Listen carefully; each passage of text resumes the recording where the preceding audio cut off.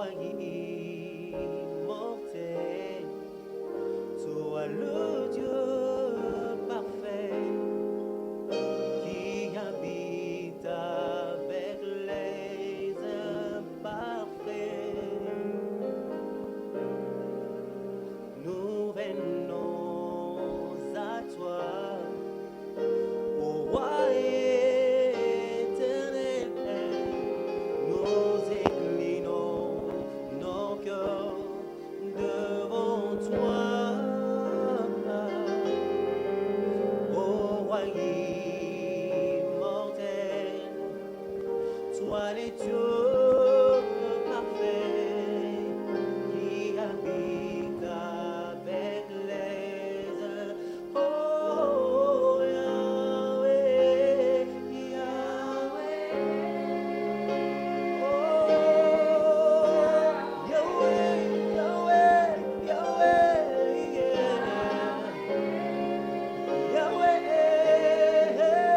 nous venons à toi, fidèle ami, oh oui, nous venons à toi, contemplant ta gloire, nous venons à toi. Élève nos voix comme Eslon, nous venons, fidèle ami, oh oui, nous venons à toi. Ami fidèle de tous les temps, nous venons.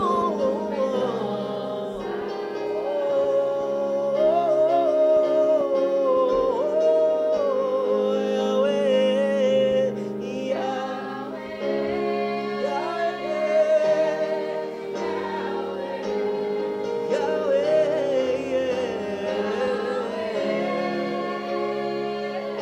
oh oui, nous venons à toi,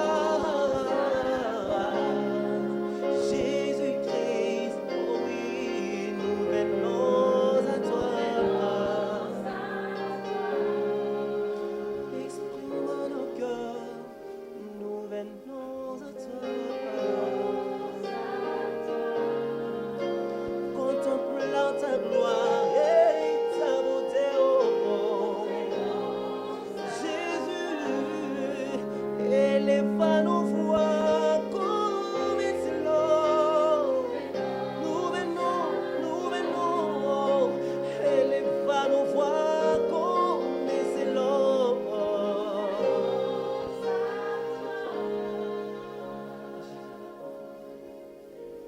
Que Dieu vous bénisse au nom merveilleux de notre Seigneur et Sauveur Jésus-Christ. Alors, mes frères et sœurs, nous voulons aujourd'hui clôturer l'enseignement qu'on avait commencé la fois passée. Et aujourd'hui, je vais essayer de faire un résumé. Et donc, nous allons voir un enseignement qui a pour thème les alliances de Dieu avec les êtres humains. Les résumés. Les alliances de Dieu avec les êtres humains. Je vais essayer de vous donner les résumés de tout ce que je vous ai enseigné afin que chacun de vous puisse avoir au moins une idée claire. C'est quoi une alliance? Afin que chacun de vous puisse avoir une idée claire comment les alliances se sont succédées pour arriver à Christ. Est-ce que j'ai parlé à quelqu'un? Amen. Mes frères et sœurs, la fois passée, nous avons eu à souligner que les chrétiens de nos jours sont victimes de la part des serviteurs de Dieu qui se croient être déjà au ciel, qui se croient être déjà comme des anges, et ils intimident les chrétiens en disant « Est-ce que tu connais mon alliance avec Dieu? Et c'est dans mon alliance que tu as eu l'emploi, que tu as eu du travail, que tu as eu le mariage ou que tu auras ceci ou cela. » Et les chrétiens sont intimidés. Et il y a une confusion dans la tête des chrétiens. Pourquoi? Parce que quand Christ dit « Sans moi, vous ne pouvez rien faire », les serviteurs de Dieu des différentes églises disent aussi aux chrétiens que « Sans moi, vous ne pouvez rien faire. C'est sous mes pieds que tu dois évoluer. C'est sous mes pieds qu'il faut rentrer. C'est dans ma grâce que tu évolues. » Tout ça, ainsi de suite. Est-ce que j'ai parlé à quelqu'un? Amen. Ils vont plus loin jusqu'à dire que le jour où tu vas me quitter, tu verras ce qui va t'arriver. Ce sont des intimidations vraiment qui compliquent les chrétiens. Et nous avons lu le livre des Psaumes, chapitre 25, le verset 10. La Bible dit ceci: « Tous les sentiers de l'Éternel sont miséricorde et fidélité pour ceux qui gardent son alliance et ses commandements. » Comme je l'avais dit encore la fois passée, mes frères et sœurs, qu'on ne peut pas dissocier l'alliance de Dieu avec les commandements. Quelqu'un comprend ça? Amen. L'alliance de Dieu marche avec les commandements. Si vous êtes dans l'alliance de Dieu, cela suppose que vous devez marcher dans la sanctification. Cela suppose que vous devez marcher dans les limites des commandements de Dieu, dans les limites de sa parole. Mais ça a été curieux de constater que des serviteurs de Dieu qui commettent des bêtises et qui mènent une vie impudique et disent que non, voilà, c'est leur alliance avec Dieu, ce qui n'est pas correct. Et dans leur alliance, quand ils sont avec des chrétiens, en cas de bonnes choses, ils disent que non, voilà, c'est dans mon alliance que tu as eu ceci, que tu as eu la maison, que tu as eu, je ne sais pas moi, l'emploi. Mais en cas des échecs, en cas de licenciement au travail, les serviteurs de Dieu ont le courage de dire que non, c'est dans mon alliance que maintenant on vient de te chasser du travail, ou encore c'est dans mon alliance que tu as échoué aux examens d'État. Ils ne diront pas ça. Quand il s'agit de bonnes choses, c'est dans mon alliance. Quand il s'agit de mauvaises choses qui arrivent dans la vie des chrétiens, non, ça regarde les chrétiens eux-mêmes, ce n'est pas dans leur alliance. Ce qui n'est pas correct. Est-ce que j'ai parlé à quelqu'un? Amen. La particularité de leur alliance, selon eux, qu'ils ont signé avec Dieu, ça les permet de commettre des bêtises, ce qui n'est pas du tout correct. Est-ce que j'ai parlé à quelqu'un? Amen. Lisons Deutéronome chapitre 7, le verset 9. Vous allez comprendre quelque chose là-bas. Sache donc que c'est l'Éternel, ton Dieu, qui est Dieu. C'est Dieu fidèle, garde son alliance et sa miséricorde jusqu'à la 1000e génération envers ceux qui aiment et qui observent ce commandement. Donc, mes frères et sœurs, ici j'avais souligné l'aspect selon lequel il n'existe pas d'alliance sans commandement de Dieu. Il n'existe aucune alliance là où Dieu autorise un serviteur à être polygame, ou encore un prophète à avoir beaucoup de femmes, ou encore à commettre des bêtises. Cette alliance-là n'est pas une alliance de lumière, mais c'est une alliance du royaume des ténèbres. Quelqu'un comprend ça? Amen. Alors, le résumé, comme la fois passée, sera disséqué en 3 parties. Et dans la première partie, nous allons essayer de voir les rappels sur la signification du concept alliance. Deuxième partie, je vais vous faire un bref rappel sur les alliances de Dieu avec les êtres humains dans l'Ancien Testament, notamment Adam, Noé, Abraham et Moïse. Et dans la troisième partie, nous allons voir l'alliance de Dieu avec les êtres humains dans le Nouveau Testament, qui est l'alliance du sang de l'agneau ou encore l'alliance de notre Seigneur et Sauveur Jésus-Christ. Est-ce que j'ai parlé à quelqu'un? Amen. Alors commençons rapidement avec notre première partie. Notre première partie de l'enseignement, c'est les rappels sur la signification du concept alliance. C'est mieux que vous puissiez comprendre, mes frères et sœurs, c'est quoi une alliance, afin de ne pas se laisser tromper par n'importe qui pour dire que non, voilà, c'est dans mon alliance que tu auras une maison, c'est dans mon alliance que tu vas avoir, je ne sais pas moi, beaucoup d'argent, c'est dans mon alliance que tu seras commerçant, des voyages, tu les auras dans mon alliance. C'est tout simplement un mensonge. Quelqu'un comprend ça? Amen. Alors, que signifie alliance? Le mot alliance vient du grec diatheke, du français allié, constitué par et du préfixe latin ad, qui veut dire tout simplement près de, et de ligare, qui signifie attaché, lié ou uni, et habituellement traduit par alliance ou encore testament, engagement, disposition, accord, pacte, ainsi de suite. Donc le mot alliance signifie une entente formelle d'un contrat ou d'un engagement réciproque, une union contractée par un engagement mutuel, un pacte avec Dieu dans la religion juive, un lien qui unit un époux à son conjoint et aux parents de son conjoint, un accord, une union, un engagement, une convention, une association. En bref, l'alliance biblique c'est un accord, un pacte entre Dieu et l'humanité en général. Amen, amen. Amen. Voilà ce que ça signifie donc l'alliance. Donc, quel que soit l'intérêt qui se présente devant vous, comme je l'avais souligné autrefois, il ne faut jamais signer des alliances et des pactes avec les diables. Ne signez jamais en tant que chrétien. Est-ce que j'ai parlé à quelqu'un? Amen. Dieu nous interdit cela. Et que si vous voulez être amis de Dieu, il faut être dans l'alliance du sang de l'agneau. Il faut être dans l'alliance du sang de Jésus-Christ. Et non pas dans les alliances avec le royaume des ténèbres. Un chrétien, un serviteur de Dieu ne doit pas signer des accords avec les diables. Ce sont des accords qui peuvent vous amener dans l'enfer. Est-ce que j'ai parlé à quelqu'un? Soyez dans l'alliance de notre Dieu et marchez avec lui. Pourquoi? Parce que cette alliance est conditionnée par la mise en pratique de sa parole. Toute alliance de Dieu est conditionnée par la mise en pratique de ses commandements. Nous pouvons lire les psaumes chapitre 25, verset 14. La Bible dit ceci: « L'amitié de l'Éternel est pour ceux qui le craignent, et son alliance leur donne instruction. » Voilà comment il faut comprendre donc l'alliance de Dieu avec les êtres humains. C'est une alliance qui est conditionnée seulement par la mise en pratique de la parole de Dieu et n'est pas conditionnée par quoi que ce soit. Par contre, les alliances avec les royaumes du ténèbre, les alliances avec les diables est conditionnée par la vie des débauches. Est-ce que j'ai parlé à quelqu'un? Amen. Alors, j'avais essayé de vous donner la fois passée les résumés qui constituent des caractéristiques communes d'une alliance. Quelles sont les caractéristiques d'une alliance de Dieu? Premièrement, c'est Dieu qui initie l'alliance et non un homme. L'alliance de Dieu est assortie des clauses, des pactes et des engagements basés sur sa parole.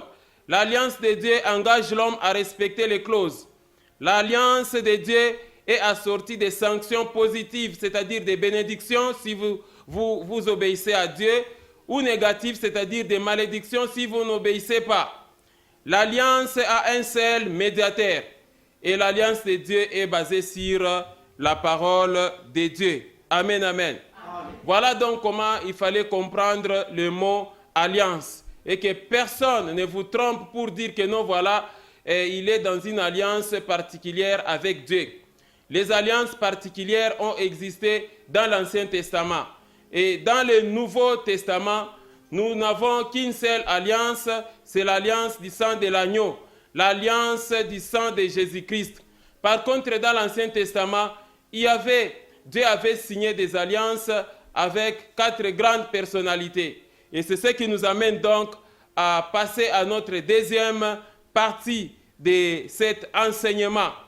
Et notre deuxième partie de l'enseignement, c'est les alliances, bref rappel sur les alliances de Dieu avec les êtres humains dans l'Ancien Testament. Dans l'Ancien Testament, il faut noter seulement 4 alliances. C'est l'alliance avec Adam, avec Noé, avec Abraham et Moïse. Ces 4 personnalités sont les 4 intermédiaires selon que Dieu a signé l'alliance dans l'Ancien Testament. Est-ce que j'ai parlé à quelqu'un?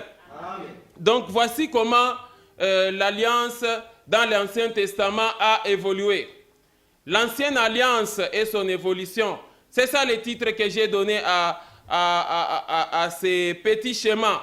C'est-à-dire, c'est l'alliance de Dieu avec Adam, l'alliance de Dieu avec Noé, l'alliance de Dieu avec Abraham et l'alliance de Dieu avec Moïse.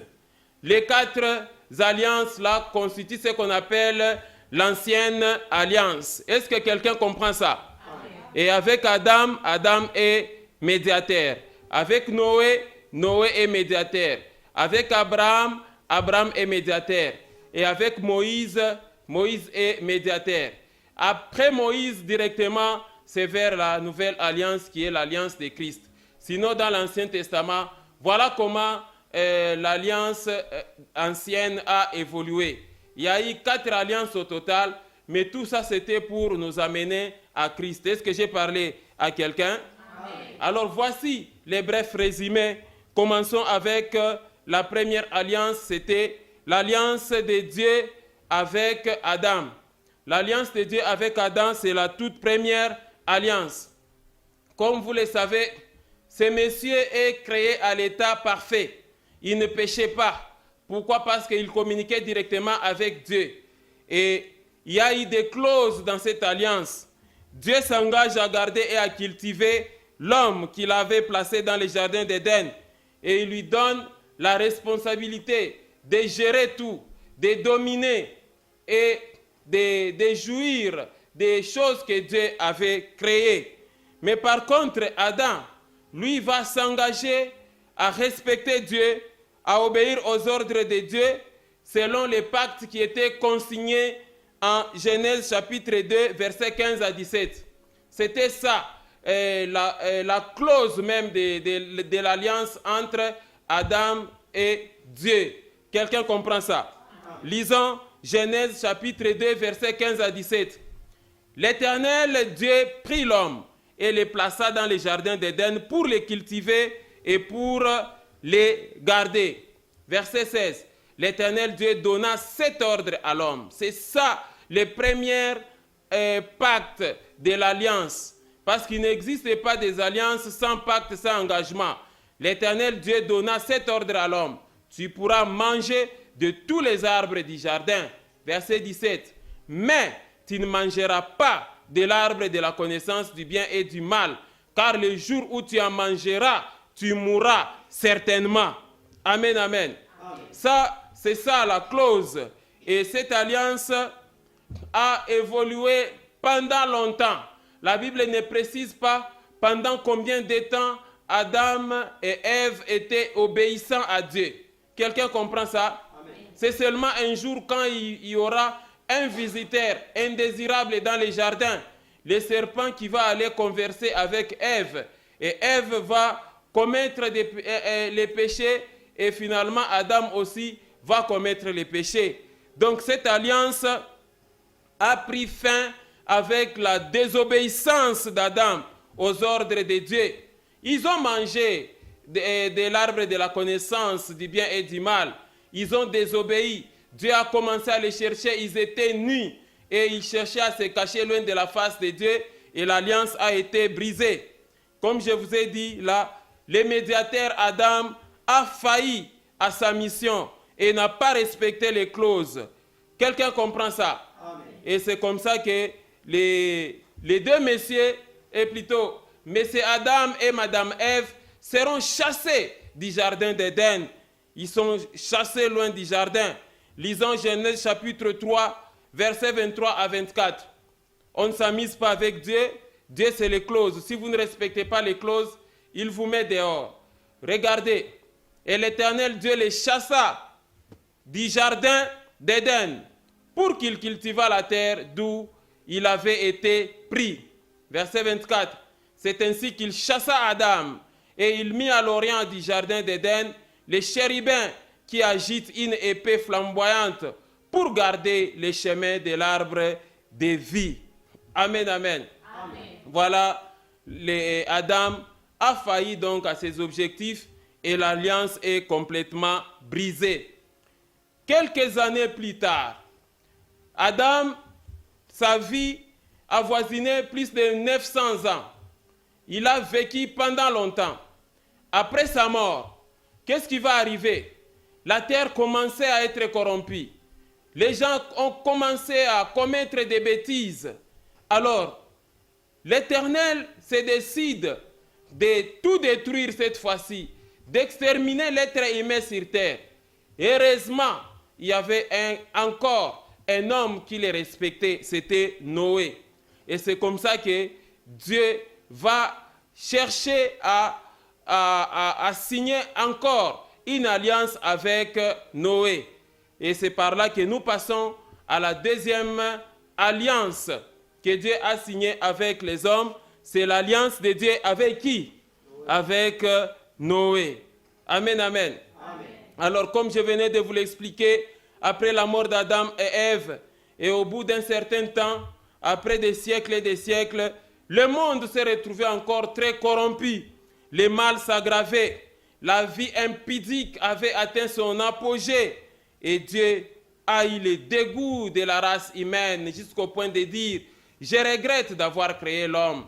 Et je me souviens vous avoir donné un enseignement sur que l'Éternel ne regrette pas de t'avoir créé. Amen, amen. Dieu avait eu le dégoût de la race humaine. Et à cette époque, seul Noé avait trouvé la grâce aux yeux de l'Éternel. Lisons Genèse chapitre 6, verset 5 jusqu'à 8. Vous allez comprendre quelque chose. Et on va enchaîner aussi avec les versets 11 à 13 et les versets 18. L'Éternel vit que la méchanceté des hommes était grande sur la terre et que toutes les pensées de leur cœur se portaient chaque jour uniquement vers le mal. L'Éternel se repentit d'avoir fait l'homme sur la terre et il fit affliger à son cœur. Verset 7. Et l'Éternel dit, j'exterminerai de la face de la terre l'homme que j'ai créé, depuis l'homme jusqu'au bétail, aux reptiles et aux oiseaux du ciel, car je me repens de les avoir faits. Verset 8. Mais Noé trouva grâce aux yeux de qui? De l'Éternel. Amen, amen. Amen. Vous voyez qu'ici, Noé a trouvé grâce aux yeux de l'Éternel. Et c'est comme ça que Dieu ne pouvait pas tout détruire, sinon il y avait encore un innocent, celui-là qui marchait selon les limites de ses commandements, lui et sa famille. C'est comme ça que quand Dieu se souvient de Noé, il dit, je dois absolument sauver Noé. Est-ce que j'ai parlé à quelqu'un? Et quand Noé a trouvé grâce à l'Éternel, c'est comme ça que Dieu va appeler Noé pour lui demander de prêcher encore la parole de Dieu à cette époque. Et dans le Nouveau Testament, on parle de Noé qui est le prédicateur de la justice. Noé est descendu dans les rues pour prêcher la parole, pour dire aux gens d'arrêter avec le mal, d'arrêter la méchanceté. Les gens n'ont pas compris. Et comme ils ne comprenaient pas, c'est comme ça que Dieu va maintenant se décider d'appeler Noé. Est-ce que j'ai parlé à quelqu'un?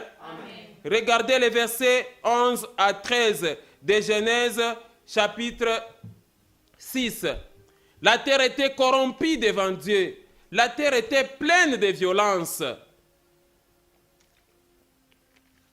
Dieu regarda la terre et voici elle était corrompue, car toute chair avait corrompu sa voie sur la terre. Mais j'établis, regardez le verset 18, mais j'établis mon alliance avec toi. Quelqu'un voit ça? Mais j'établis mon alliance avec toi. Tu entreras dans l'arche, toi et tes fils, ta femme et les femmes de tes fils avec toi. Ça, c'est Dieu. Si vous lisez au verset, les versets 13 de Genèse, là, c'est Dieu qui demande à Noé de construire l'arche. Quelqu'un comprend ça? Amen. Pour les sauver, c'est ça. Quand vous voyez le verset 13 de Genèse chapitre 6, alors Dieu dit à Noé, la fin de toute chair est arrêtée par devant moi, car ils ont rempli la terre de violence. Voici, je vais les détruire avec la terre. Et voilà maintenant au verset 18, le verset 18 dit, mais j'établis mon alliance avec toi. Tu entreras dans l'arche, toi et tes fils, ta femme et les femmes de tes fils avec toi. Amen, amen. Amen. Donc, ici, vous comprenez, quand vous trouvez grâce aux yeux de Dieu, vous allez échapper à sa colère. De nos jours, nous sommes en train de crier, même devant la télé, pour vous dire, croyez au Seigneur Jésus-Christ. Le Seigneur Jésus-Christ vous appelle. C'est lui l'image de l'arche aujourd'hui. Les gens sont en train de faire semblant. Mais quand viendra la fin, qui échappera? Est-ce que j'ai parlé à quelqu'un? Vous chercherez les églises, vous n'allez plus les trouver. Voilà pourquoi la Bible dit, aujourd'hui, si tu entends la voix de l'Éternel, n'endurcissez pas votre cœur. Quelqu'un comprend ça? La population a pris Noé pour un fou parce qu'il construisait l'arche. Ils l'ont considéré comme quelqu'un qui était plein de vin doux, alors que c'était des choses sérieuses. C'est la même chose avec la parole de Dieu que je t'enseigne pour le moment. Prends au sérieux, prends à cœur cette parole. Et on continue à vous exhorter. Sauvez-vous de cette génération perverse et corrompue. Pourquoi? Parce que quand l'Éternel se décidera de tout détruire, vous n'allez pas échapper, vous qui refusez de croire au Seigneur Jésus-Christ. Est-ce que j'ai parlé à quelqu'un?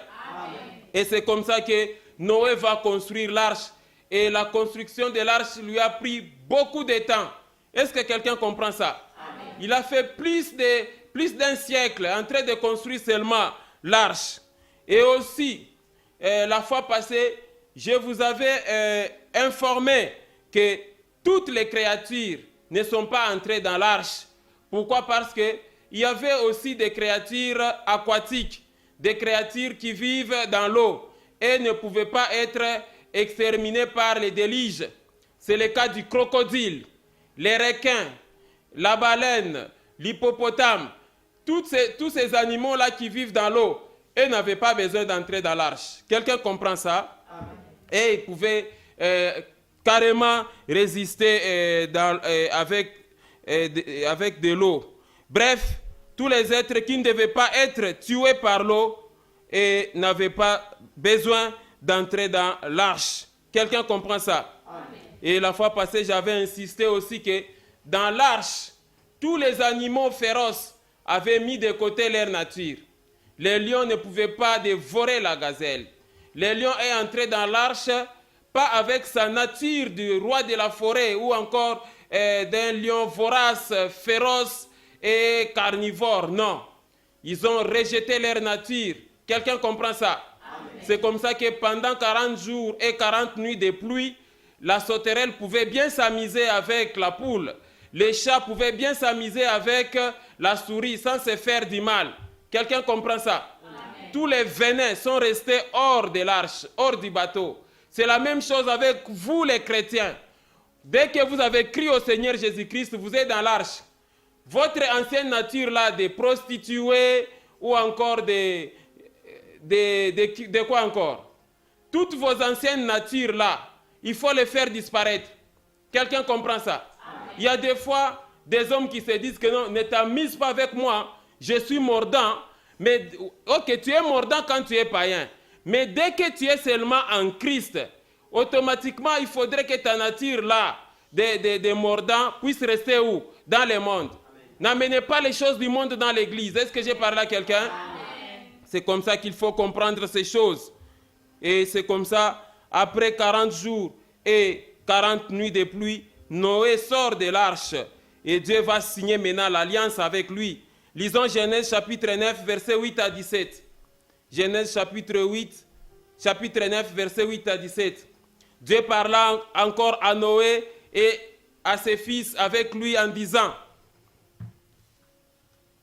voici, j'établis mon alliance avec vous et avec votre postérité après vous, avec tous les êtres vivants qui sont avec vous, tant les oiseaux que les bétails, et tous les animaux de la terre, soit avec tous ceux qui sont sortis de l'arche, soit avec tous les animaux de la terre.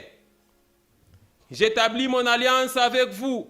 Aucune chair ne sera plus exterminée par les eaux du déluge, et il n'y aura plus de déluge pour exterminer la terre.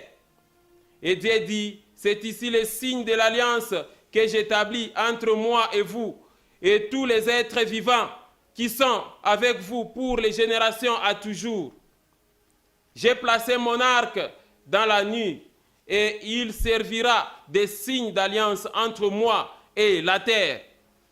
Quand j'aurai rassemblé des nuages au-dessus de la terre, l'arc paraîtra dans la nuée. 15. Et je me souviendrai de mon alliance entre moi et vous, et tous les êtres vivants de toute chair, et les eaux ne deviendront plus un déluge pour détruire toute chair. L'arc sera dans la nuée et je les regarderai pour me souvenir de l'alliance perpétuelle entre Dieu et tous les êtres vivants de toute chair qui est sur la terre. Et Dieu dit à Noé: tel est le signe de l'alliance que j'établis entre moi et toute chair qui est sur la terre. Amen, amen. Amen. Noé a vécu globalement 950 ans. Ce n'est pas comme les êtres humains aujourd'hui, à 40 ans déjà, il est accablé par des maladies et les cheveux blancs commencent déjà à sortir de la tête, à cause tout simplement de la vie impudique. Est-ce que j'ai parlé à quelqu'un? Amen. Les péchés règnent dans le monde, voilà pourquoi il n'y a pas de longévité. Regardez, Noé a vécu 950 ans. Et à cette époque, il n'y avait ni hôpital, ni consultation médicale, ni quoi que ce soit. Et il a vécu 950 ans. Amen, amen. Et après 950 ans, il mourit. Mais Noé n'a pas respecté aussi l'alliance après. Quelqu'un comprend ça? L'homme s'est fait cultivateur de vignes et il s'est fait consommateur de vin et de liqueurs forts. L'homme était devenu un ivrogne. Lisons Genèse chapitre 9, versets 20 à 21. Voilà les gens des fois qui commencent bien mais ils terminent très mal. Regardez. Noé commença à cultiver la terre et planta de la vigne. Verset 21. Il but du vin, s'enivra et se découvrit au milieu de sa tente. Oh là là. Amen, amen. Alors, l'histoire continue. Ça fera l'objet de notre enseignement. Alors Noé, il s'enivrait très mal. Il n'était pas son premier forfait. Chaque fois, maintenant, il commençait à mener une vie des ivrognes. Comme c'est le cas aujourd'hui. Est-ce que j'ai parlé à quelqu'un? Il y a certains hommes du 1er au 30. Il est ivre tous les jours. Après le travail, allez, c'est directement dans les terrasses et dans les boîtes. Il rentre à la maison tous les jours ivre. Ça, ce n'est pas correct. Est-ce que j'ai parlé à quelqu'un? Alors, après la mort de Noé, la méchanceté encore s'est accrue au point qu'ils ne se sont point, qu'ils se sont assemblés maintenant pour chercher à bâtir les tours de Babel. Ça, c'était vraiment de la méchanceté. Un mur qui devait arriver jusqu'au ciel. Alors, vous voyez que Noé aussi, il a failli donc à sa mission. Noé n'a pas respecté les clauses de l'alliance. Et le signe de l'alliance ici, c'est l'arche. Par contre, pour Adam, le signe de l'alliance, c'était l'arbre. Noé aussi a laissé une génération dans une dépravation. Celui-là qui devait donner des conseils comment marcher dans les commandements, il va terminer sa vie dans les ivrogneries, ce qui n'était pas correct. Et on est retourné encore à la position de départ. Le monde était aussi dans une catastrophe. Le monde a commencé à se corrompre, le mal était aussi grandissant. Et ça, c'était un problème. Et l'Éternel se pose la question, dois-je encore détruire le monde parce que les êtres humains ne me respectent toujours pas? Mais c'est ainsi qu'à cette époque-là, il va encore trouver un homme du côté de Babylone qu'on appelle Abraham. Amen, amen. C'est comme ça que nous passons à la troisième alliance que Dieu va signer avec les hommes. C'est l'alliance de Dieu avec Abraham. Comme vous le constatez, mes frères et sœurs, dans la première alliance, Adam le médiateur a failli à ses objectifs. Noé a failli à ses objectifs. Nous allons voir si Abraham aussi va respecter les engagements. Et le point de départ de cette alliance, c'est l'ordre que Dieu donne à Abraham de quitter sa patrie, de se séparer de sa famille. Et Abraham est appelé à l'âge de 75 ans pour quitter sa famille. Parce que quand on parle de Babylone, on voit cette ville là où il y avait de la sorcellerie, là où il y avait beaucoup de marabouts et là où il y avait de l'idolâtrie. Et Dieu va chercher un être humain avec qui signer l'alliance pour que les autres générations puissent en bénéficier.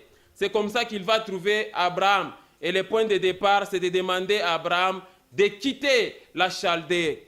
Lisons Genèse chapitre 12, versets 1 à 4. L'Éternel dit à Abraham, va-t'en de ton pays, de ta patrie et de la maison de ton père, dans les pays que je te montrerai. Je ferai de toi une grande nation et je te bénirai. Je rendrai ton nom grand et tu seras une source de bénédiction. Je bénirai ceux qui te béniront et je maudirai ceux qui te maudiront et toutes les familles de la terre seront bénies en toi. Abraham partit comme l'Éternel le lui avait dit et Lot partit avec lui. Abraham était âgé de 75 ans lorsqu'il sortit de Charam. Amen, amen. Amen. Donc, il faut quitter des fois pour être dans l'alliance de Dieu. Il faut se séparer des souillures du monde. Il faut se séparer de la vie impudique pour être dans l'alliance avec Dieu. Et c'est comme ça que Abraham est sorti. Mais j'aimerais vous expliquer ici ce qui a motivé Abraham de prendre Lot avec lui. C'est parce que Sarah, sa femme, était stérile. Alors il s'est dit que non, Dieu qui me dit que non, je serai une source de bénédiction, tout ça, tu seras féconde, tu auras des enfants alors que ma femme est stérile. Donc par conséquent, je prends l'autre avec moi, c'est l'autre qui va faire la postérité. C'est tout ça qui motivait. Et aussi, il était bloqué par la coutume. Dans toutes les coutumes, le neveu est supposé être l'héritier. C'est comme ça qu'il va prendre l'autre avec lui. Quelqu'un comprend ça? Amen. Les promesses faites à Abraham sont contraires à la position à laquelle il s'est trouvé. Et c'est comme ça qu'il a considéré les promesses de Dieu comme difficiles à s'exécuter. Peut-être ça passerait par l'autre. Quelqu'un comprend ça? Amen. Et imaginez-vous, c'est à l'âge de 75 ans que Dieu apparaît à Abraham. Et puis l'Éternel a observé Abraham pour réapparaître 29 ans après. Regardez Genèse chapitre 17, versets 1 à 14, vous allez voir. L'alliance est signée après. Lorsqu'Abraham fut âgé de 99 ans, l'Éternel apparut à Abraham. Vous voyez, il avait apparu lors de l'appel, Abraham avait 75 ans. Maintenant ici, Abraham est âgé de 99 ans. L'Éternel apparut à Abraham et lui dit, « Je suis l'Éternel, le Dieu Tout-Puissant. Marche devant ma face et sois intègre. J'établirai mon alliance entre moi et toi, et je te multiplierai à l'infini. » Abraham tomba sur la face, et Dieu lui parla en disant, verset 4, « Voici mon alliance que j'ai fait avec toi. Tu deviendras père d'une multitude de nations. » Oh là là, il ne comprend pas. « On ne t'appellera plus Abraham, mais ton nom sera Abraham, car je te rends père d'une multitude de nations. » Mais il disait, mais Sarah est stérile, comment je serai père des multitudes de nations? Verset 6, « Je te rendrai fécond à l'infini. Je ferai de toi des nations et des rois sortiront de toi. » 7, « J'établirai mon alliance entre moi et toi et tes descendants après toi. Selon leur génération, ce sera une alliance perpétuelle en vertu de laquelle je serai ton Dieu et celui de ta postérité après toi. » 8. Je te donnerai et à tes descendants après toi les pays que tu habites comme étranger, tous les pays de Canaan en possession perpétuelle, et je serai leur Dieu. 9. Dieu dit à Abraham, toi, tu garderas mon alliance, toi et tes descendants après toi, selon leur génération. 10. C'est ici mon alliance que je vous garderai entre moi et vous. C'est ici mon alliance que vous garderez entre moi et vous, et ta postérité après toi. Tout mâle parmi vous sera circoncis. Donc la circoncision est le signe ici. Verset 11. Le verset 11. Vous vous circoncirez, et ce sera un signe de l'alliance entre moi et vous. Verset 12. À l'âge de 8 jours, tout mâle parmi vous sera circoncis, selon vos générations, qu'il soit né dans la maison ou qu'il soit acquis à prix d'argent, de tous les fils d'étrangers sans appartenir à ta race. 13. On devra circoncire celui qui est né dans la maison et celui qui est acquis à prix d'argent, et mon alliance sera dans votre chair, une alliance perpétuelle. C'est l'alliance dans la chair. Un mâle incirconcis qui n'aura pas été circoncis dans sa chair sera exterminé du milieu de son peuple. Il aura violé mon alliance. Amen, amen. Amen. Quelqu'un a lu l'alliance que Dieu signe avec Abraham? Amen. Donc, c'est une alliance qui a été séparatiste, basée seulement sur la chair. Si tu n'es pas circoncis, donc tu n'es pas avec Dieu. Et l'alliance d'Abraham a apporté une séparation du peuple. On a parlé des circoncis cette fois-ci et des incirconcis. Les incirconcis étaient sans Dieu et c'était les autres nations. Des incirconcis. Et si vous n'avez pas la circoncision de la chair, vous n'appartenez pas à l'alliance. Et cette alliance, Dieu appartenait seulement aux descendants d'Abraham. Cette alliance des descendants d'Abraham était un peu discriminatoire. C'est ainsi qu'on a parlé des dieux d'Abraham, d'Isaac et de Jacob. Jusqu'à Moïse, tous étaient dans l'alliance d'Abraham. Et le signe ici, c'est la circoncision et le sang de la circoncision. Cette alliance ne fait même pas aussi allusion aux femmes. Est-ce que j'ai parlé à quelqu'un? Mes frères et sœurs, Abraham aussi a failli à ses objectifs. Abraham n'a pas respecté la consigne. Vous allez voir, regardez Genèse chapitre 15, versets 9 à 13, objet de discordance entre Abraham et Dieu. Et l'Éternel lui dit, c'est-à-dire il dit à Abraham, prends une génisse de 3 ans, une chèvre de 3 ans, un bélier de 3 ans, une tourterelle et une jeune colombe. Verset 10. Abraham prit tous ces animaux, les coupa par les milliers et mit chaque morceau l'un vis-à-vis de l'autre. Mais il ne partagea point les oiseaux. Abraham, Dieu avait dit qu'il faut les partager. Regardez le verset 11. Les oiseaux de proie s'abattirent sur les cadavres et Abraham les chassa. Verset 12. Au coucher du soleil, un profond sommeil tomba sur Abraham et voici une frayeur et une grande obscurité vers la Séhir. Verset 13. Et l'Éternel dit à Abraham, sache que tes descendants seront étrangers dans un pays qui ne sera point à eux. Ils y seront asservis et on les opprimera pendant 400 ans. Ah. L'alliance d'Abraham a laissé les enfants de Dieu esclaves. Est-ce que j'ai parlé à quelqu'un? Et c'est comme ça que les enfants d'Israël se sont retrouvés en Égypte comme esclaves. Parce qu'Abraham n'avait pas respecté les principes des offrandes. Il fallait couper tout, mais quand il arrive aux oiseaux, il laisse. Et l'Éternel était très fâché, il dit, tes descendants seront 400 ans en Égypte. Et vous connaissez bien l'histoire jusqu'à Jacob. C'est comme ça que Joseph se retrouve en Égypte et tout Israël est en Égypte esclave pendant 400 ans. C'est seulement au bout de quelques années, après 400 ans d'esclavage, Dieu se souvient de l'alliance qu'il avait contractée avec Abraham. Et c'est comme ça qu'à l'époque naquit Moïse. Moïse va fuir jusqu'à aller habiter chez son oncle. Amen, amen. Et quand Moïse est en exil pendant 40 ans, Moïse a vécu pendant 40 ans en Égypte. Lorsqu'il va tuer un Égyptien, on va chercher à le tuer et il va prendre fuite.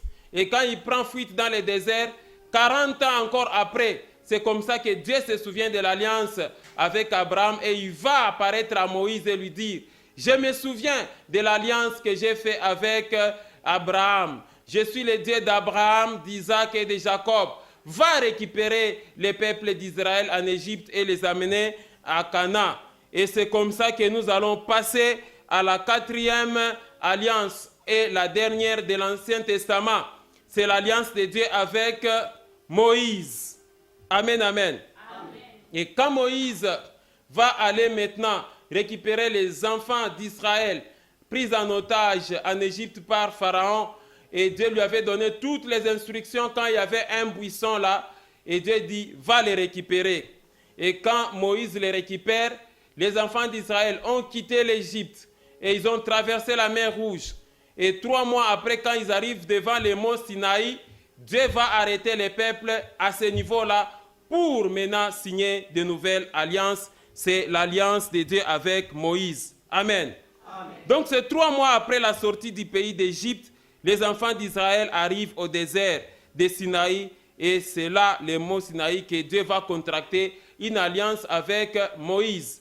Quelqu'un comprend ça? Amen. Et ici, Moïse est intermédiaire. Lisons Exode chapitre 19, versets 1 à 4 rapidement. Le 3e mois, après leur sortie du pays d'Égypte, les enfants d'Israël arrivèrent ce jour-là au désert de Sinaï. Étant partis de Rephidim, ils arrivèrent au désert de Sinaï et ils campèrent dans le désert. Israël campa là vis-à-vis de la montagne. Moïse monta vers Dieu et l'Éternel l'appela du haut de la montagne en disant, tu parleras ainsi à la maison de Jacob et tu diras aux enfants d'Israël. 4. vous avez vu ce que j'ai fait en Égypte et comment je vous ai porté sur les ailes de l'aigle et amené vers moi. Verset 5. Maintenant, si vous écoutez ma voix et si vous gardez mon alliance, vous m'appartiendrez entre tous les peuples, car toute la terre est à moi. 6. Vous serez pour moi un royaume de sacrificateurs et une nation sainte. Voilà les paroles que tu diras aux enfants d'Israël. Moïse vint appeler les anciens du peuple et il mit devant eux toutes ces paroles comme l'Éternel les lui avait ordonnées. 8. Le peuple tout entier répondit, nous ferons tout ce que l'Éternel a dit. Moïse rapporta les paroles du peuple à l'Éternel. 9. Et l'Éternel dit à Moïse, voici je viendrai vers toi dans une épaisse nuée, afin que le peuple entende quand je te parlerai et qu'ils aient toujours confiance en toi. Moïse rapporta les paroles du peuple à qui? À l'Éternel. Amen, amen. L'alliance de Moïse, c'est une alliance qui est conditionnelle entre Dieu et la nation d'Israël et instituée au mont de Sinaï. Cette alliance est appelée des fois aussi l'alliance du Sinaï. Elle avait quelques particularités que voici. Voici les particularités de l'alliance de Dieu avec Moïse. Cette alliance met la nation d'Israël à part de toutes les autres nations en tant que peuple élu de Dieu. Cette alliance était centrée sur la loi divine, c'est-à-dire les commandements. Cette alliance, comme toutes les autres alliances, est conditionnée. Est conditionnelle, c'est-à-dire les bénédictions promises par Dieu sont conditionnées à l'obéissance d'Israël à la loi mosaïque. Amen, amen. C'est-à-dire, si Israël obéit à Dieu, Dieu les bénira. Mais s'ils désobéissent, ils auront la malédiction. Et les malédictions et les bénédictions, vous les trouvez dans les livres de Deutéronome. Voici les bénédictions qui t'accompagnent si tu obéis. Voici les malédictions si tu désobéis. Quelqu'un comprend ça? Amen. Et c'est comme ça que cette alliance sera signée. Lisons Exode 24, 7 à 8. Il, c'est-à-dire Moïse, prit les livres de l'alliance et les lit en présence du peuple. Ils dirent, nous ferons tout ce que l'Éternel a dit et nous obéirons. Verset 8. Moïse prit le sang et les répandit sur le peuple en disant, voici le sang de l'alliance que l'Éternel a fait avec vous selon toutes ces paroles. Amen, amen. Amen. Ici, ce n'est pas le sang d'un être humain, c'est le sang des boucs et des taureaux. Et le livre d'alliance, comme vous le voyez ici, Moïse est le médiateur entre Dieu et le peuple. Quelqu'un comprend ça? Amen. Regardez Exode chapitre 34, verset 27. L'Éternel dit à Moïse, écris ces paroles, car c'est conformément à ces paroles que je traite alliance avec toi et avec Israël. Amen, amen. Amen. L'alliance avait donc un caractère passager, cette alliance, parce que le sang des taureaux et des boucs était limité. Quelqu'un comprend ça? Amen. Voilà pourquoi Moïse va même dire à tous les peuples que l'Éternel suscitera parmi vous un homme comme moi, vous l'écouterez. Et il parlait de Jésus-Christ. Quelqu'un comprend ça? Amen. Alors c'était vraiment une alliance avec beaucoup de défauts parce que les autres nations n'avaient pas droit à Dieu. Et conséquence, il y a eu des incirconcis, c'est-à-dire les autres nations, et des circoncis, c'était seulement Israël. L'alliance avec Moïse, seul Israël avait droit au salut. Les autres nations n'avaient pas droit. Et comme l'Éternel est miséricordieux, il a constaté qu'il y avait effectivement un défaut. Et c'est comme ça qu'il va déjà l'annoncer avec le prophète Jérémie que non, il y aura une nouvelle alliance. Regardez Jérémie chapitre 31, verset 31. Voici les jours viennent, dit l'Éternel, où je ferai avec la maison d'Israël et la maison de Juda une alliance nouvelle. Amen, amen. Amen. Donc, l'alliance ancienne s'arrête avec Moïse. Et c'est comme ça que cette alliance a continué même jusqu'à la naissance de Jésus-Christ. Quelqu'un comprend ça? Amen. Et tout l'Ancien Testament était régi par ces 4 alliances telles que ça s'est succédé jusqu'à arriver à Christ. C'était une alliance là où Dieu appartenait seulement à Israël. Les autres nations comme la République démocratique du Congo, la Zambie, les États-Unis, la France ou tous les autres pays du monde n'avaient pas Dieu. Voilà pourquoi il est écrit que non. Souvenez-vous qu'autrefois vous étiez sans Dieu et sans espérance dans le monde, éloignés, loin des promesses de Dieu. Vous étiez privés des droits et des cités en Israël. Ce sont les autres nations. seuls les Juifs, seuls les 12 tribus d'Israël avaient droit à l'alliance et ils étaient considérés comme les enfants de Dieu. Alors il était question que Dieu puisse mettre fin à cette alliance et donner la possibilité à toutes les nations d'accéder au salut.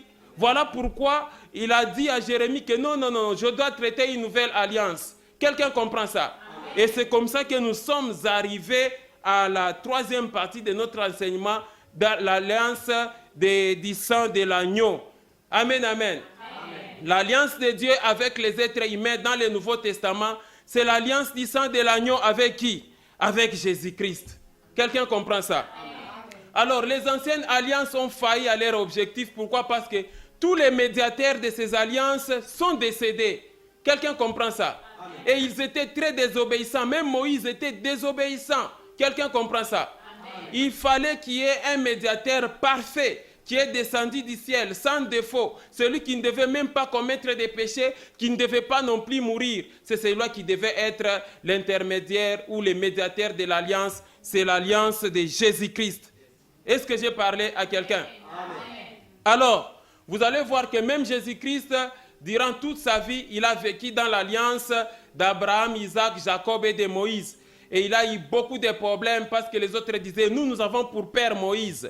Et tout ça, Abraham nous a dit ceci, tout ça. Moïse nous a dit ceci. Jésus-Christ était affronté à tout ça.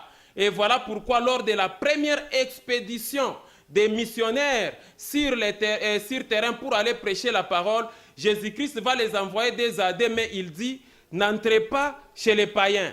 Il ne faut pas aller chez les Samaritains, mais aller plutôt aux brebis perdues de la maison d'Israël. Parce qu'il était dans l'alliance d'Abraham et de Moïse. Quelqu'un comprend ça? Amen. Les autres nations n'avaient pas droit au salut. Mais c'est seulement quand il va ressusciter des morts, il va maintenant dire aux disciples que non, je vais vous donner le Saint-Esprit, vous serez mes témoins à Jérusalem, dans la Samarie, même là où il avait interdit, dans toute la Judée et jusqu'aux extrémités de la terre. Amen. L'instruction a changé, c'est la nouvelle alliance. Et c'est comme ça que même le jour de son ascension, il va dire, allez, faites de toutes les nations qui? Mes disciples. Donc aujourd'hui, le Congo a accès au salut. La Zambie a accès au salut. Les États-Unis ont accès au salut. C'est ça la nouvelle alliance. Est-ce que j'ai parlé à quelqu'un? Donc il n'est plus seulement Dieu d'Israël, il est le Dieu de toutes les nations. Ainsi s'accomplit ce que Dieu avait dit à Abraham, que non, tu seras père d'une multitude de nations. Pas seulement d'Israël, mais tu seras père d'une multitude de nations. Même nous aussi, nous sommes les enfants d'Abraham à travers le sang de Jésus-Christ. C'est comme ça, il dit, il est venu chez les siens ne l'ont pas reçu. Mais à celui qui l'a reçu et qui croit en elle, elle a donné le pouvoir de devenir enfant de Dieu, lesquels sont nés, non de la volonté de la chair et du sang, mais de la volonté de Dieu. C'est la nouvelle alliance. Amen, amen. Alors cette nouvelle alliance, comme je vous disais, mon frère, ma sœur, c'est lors de la Sainte Seine présidée par Jésus-Christ lui-même que Jésus-Christ va maintenant annoncer la nouvelle alliance. Amen, amen. Non pas l'alliance basée sur des taureaux et des boucs, mais l'alliance avec son propre sang. Parce qu'il dit, tu m'as fait chair, tu n'as voulu ni holocauste, ni sacrifice, mais tu m'as fait chair humaine. Est-ce que j'ai parlé à quelqu'un? Alors, lisons les versets là où Jésus-Christ annonce la nouvelle alliance maintenant lors de la Sainte Seine.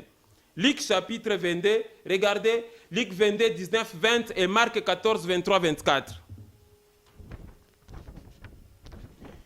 Ensuite, il prit du pain et après avoir rendu grâce, il les rompit et leur donna en disant, c'est ici mon corps qui est donné pour vous. Faites ceci en mémoire de moi. Il prit de même la coupe après le souper et il leur donna en disant, cette coupe est la nouvelle alliance à mon sang qui est répandue pour vous. Amen. Hein? Amen. À Marc 14, 23, 24, il prit ensuite une coupe et après avoir rendu grâce, il la leur donna et ils en birent tous et il leur dit, ceci est mon sang, le sang de l'alliance qui est répandu sur plusieurs. Amen, amen.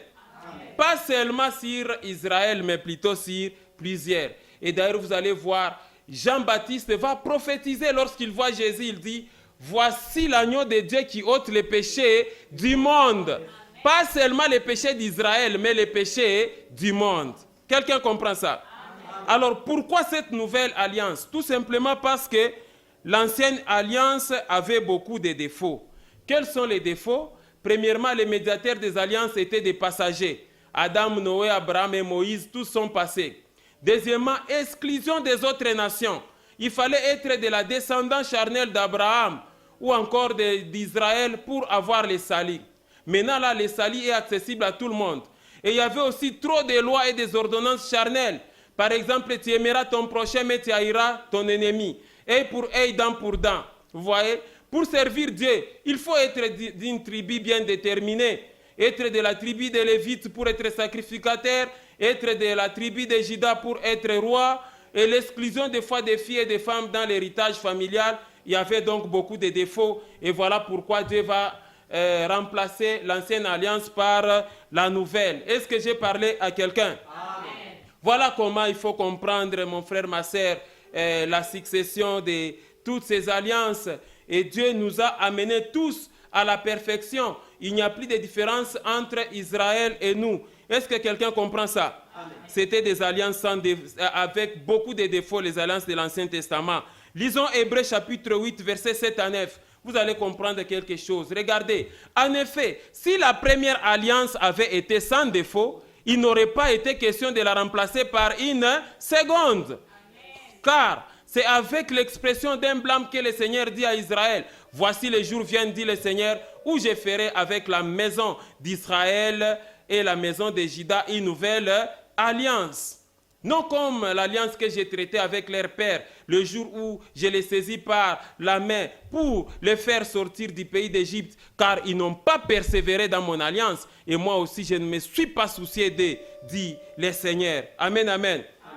Christ a vécu donc dans l'alliance d'Abraham et avec les autres, mais il a accompli la loi. Toutes ces alliances étaient comme des pédagogues pour nous amener à Christ. Est-ce que j'ai parlé à quelqu'un?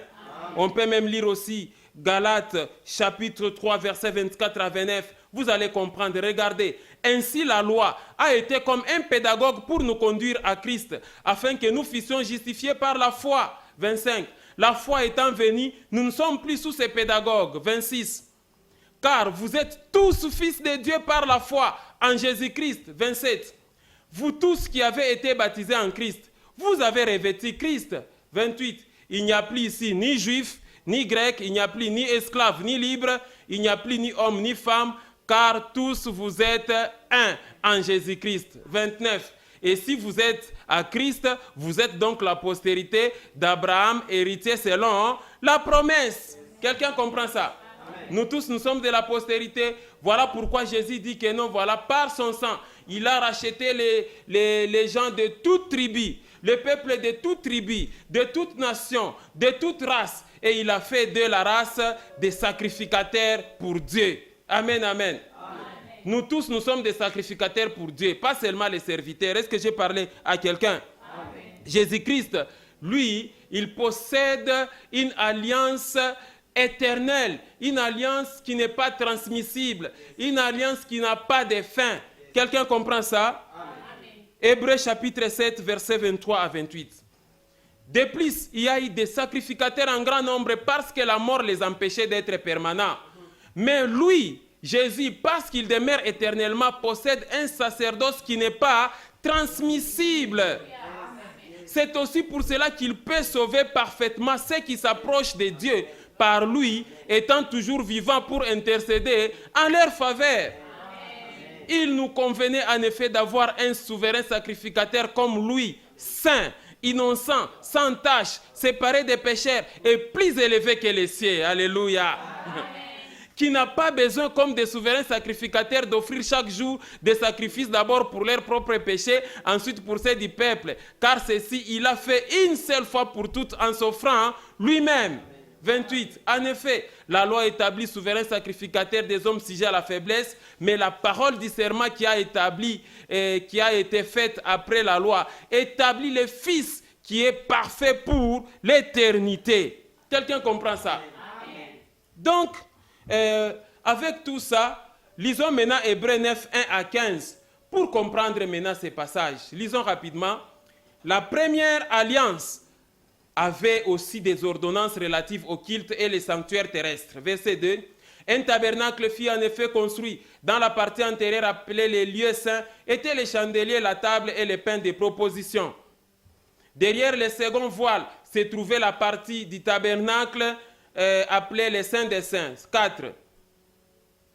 Renferma l'autel d'or pour les parfums et l'arche de l'alliance entièrement recouverte d'or. Et il y avait dans l'arche un vase d'or contenant la manne, la verge d'Aaron qui avait fleuri et les tables de l'alliance. 5. Au-dessus de l'arche étaient les chérubins de la gloire couvrant de leur ombre les propitiatoires. Ce n'est pas le moment d'en parler en détail là-dessus. Verset 6. Or, ces choses étant ainsi disposées, les sacrificateurs qui font les services entrent en tout temps dans la première partie du tabernacle. Et dans la seconde, les souverains sacrificateurs entrent seuls, une fois par an, non pour y apporter du sang qu'ils offrent pour lui-même, pour les péchés du peuple. Le Saint-Esprit montrait par là que le chemin du lieu très saint n'était pas encore ouvert, tant que les premières tabernacles subsistaient. Verset 9. C'est une figure pour les temps actuels où on présente des offrandes et des sacrifices qui ne peuvent rendre parfait sous les rapports de la conscience celui qui rend ses cultes. Verset 10. Mais Christ est venu comme souverain sacrificateur des biens à venir. Il a traversé le tabernacle plus grand et plus parfait qui n'est pas construit de mains d'hommes, c'est-à-dire qui n'est pas de cette création. 12.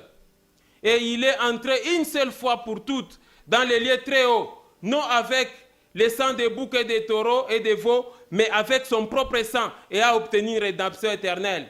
13.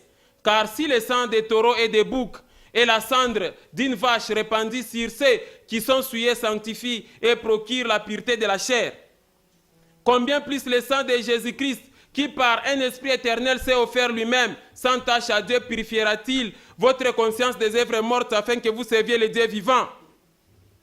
Et c'est pour cela qu'il est le médiateur d'une nouvelle alliance, afin que la mort étant intervenue pour les rachats des transgressions commises sous la première alliance, ceux qui ont été appelés reçoivent l'héritage éternel qui leur a été promis. Amen, amen. J'espère que les Écritures sont claires, mon frère, ma sœur. Et la Bible dit que ce sont des choses imposées jusqu'au moment de réformation. En conclusion, qu'est-ce qu'il faut retenir? Voilà comment se présente le schéma des alliances. Amen, amen. Le schéma des alliances se présente. Donc, dès ce moment, dans la Bible, retenez qu'il y a eu deux alliances. L'ancienne alliance avec Adam, Noé, Abraham et Moïse. Et la nouvelle alliance, c'est l'alliance de Jésus-Christ. Nous tous, nous sommes dans cette alliance-là. Qu'un serviteur ne te trompe pas que non, c'est mon alliance avec Dieu. Quelqu'un comprend ça? Alors, quel est le tableau qui résume les alliances? Alliance de l'Ancien Testament avec Adam, Noé, Abraham et Moïse. Les signes pour Adam, c'est l'arbre de la connaissance du bien et du mal. Le sang, il n'y a pas de sang parce que Adam et Ève créés à l'état parfait. Et la parole, c'est la parole de Dieu orale et dictée par Dieu à Adam. À l'époque de Noé, les signes, c'est l'arc-en-ciel. Les sangs, ce sont les bêtes pures, les oiseaux purs. Et la parole, c'est l'appel pour construire l'arche. Et avec Abraham, les signes, c'est la circoncision. Et les sangs, c'est le sang de la circoncision et le sang des bêtes. Et la parole, c'est Adam et Abraham est appelé à quitter le pays des Chaldéens. Et avec Moïse, les signes, c'est l'arche de l'alliance, les tables de la loi, les commandements. Les sangs, c'est le sang des bêtes. Et la parole, ce sont les tables de la loi, des commandements. Par contre, quand vous êtes dans la nouvelle alliance, le médiateur, c'est Jésus-Christ. Le signe, c'est Jésus-Christ lui-même. Et c'est le Saint-Esprit qui est le signe de la nouvelle alliance. Et le sang, c'est le sang de Jésus-Christ lui-même, le sang innocent, le sang sans défaut. Et la parole, Jésus-Christ lui-même est la parole. Est-ce que j'ai parlé à quelqu'un? Voilà le résumé de l'enseignement, mon frère, ma sœur. Que Dieu vous bénisse au nom de Jésus. Que Dieu vous bénisse.